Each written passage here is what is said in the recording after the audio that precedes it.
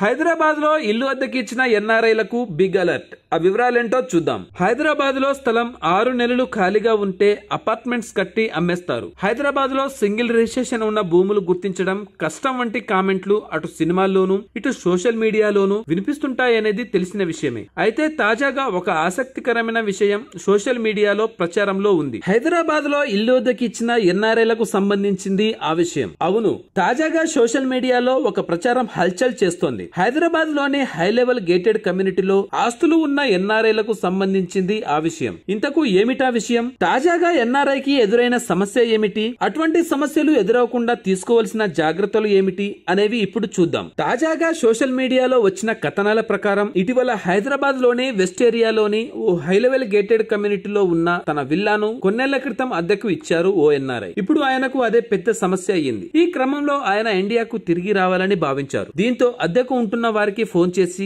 ఖాళీ చేయాలని కోరారు. అక్కడే స్టార్ట్ అయ్యింది అసలు కథ. ఇలా ఇంటి యజమాని ఫోన్ చేసి ఖాళీ చేయమని అడిగితే అద్దెకు ఉంటున్న వ్యక్తి అందుకు నిరాకరించాడు. ఇదే సమయంలో కోర్టుకు వెళ్లాడు. ఈ సమయంలో ఉన్నపలంగా ఖాళీ చేయడం వల్ల అది తన కుమార్తె చదువుపై ప్రభావం పడుతుందని చెబుతూ స్టే ఆర్డర్ తెచ్చుకున్నాడు. పైగా అతడికి కమ్యూనిటీ పాలకవర్గం, లోకల్ పోలీసులతో సంబంధాలు ఉండడంతో అతడిని ఖాళీ చేయించడం ఎన్ఆర్ఐకి కష్టమవుతుందట. దీంతో చేసేది లేక అదే కమ్యూనిటీలో మరో ఇల్లు అద్దెకు తీసుకుని ఉంటున్నారంట సదరు ఎన్ఆర్ఐ. ఫలితంగా ప్రతి నెల 1,00,000కు పైగా అద్దె చెల్లిస్తున్నాడట. ఇలా సొంత విల్లా ఉన్నప్పటికీ అద్దె చెల్లిస్తూ మరో ఇంట్లో అద్దెకు ఉండాల్సిన పరిస్థితి ఎదురైందని వాపోతున్నారని అంటున్నారు. ఇక్కడ మరో ఆసక్తికరమైన విషయం ఏమిటంటే ఇదే సూత్రాన్ని ఫాలో అయ్యి మరో 2 అద్దెదారులు సక్సెస్ అయ్యారని అంటున్నారు. ఈ నేపథ్యంలో హైదరాబాద్ లో ఆస్తులు ఉండి వాటిని అద్దెకు ఇచ్చే ఆలోచనలో ఉన్న ఎన్ఆర్ఐలు తగు జాగ్రత్తలు తీసుకోవాలని సూచిస్తున్నారు పరిశీలకులు. స్థానికంగా బాగా పెద్ద పేరున్న వ్యక్తులకు కానీ రియల్ ఎస్టేట్ వ్యాపారులకు కానీ అద్దెకు ఇవ్వడం మానుకోవాలని సూచిస్తున్నారు. ఉద్యోగస్తులకు ఇవ్వడం బెటర్ అని, ఇల్లు అద్దెకు ఇచ్చే ముందు లాయర్ ని సంప్రదించడం అతి ముఖ్యమని అంటున్నారు. Thanks for watching.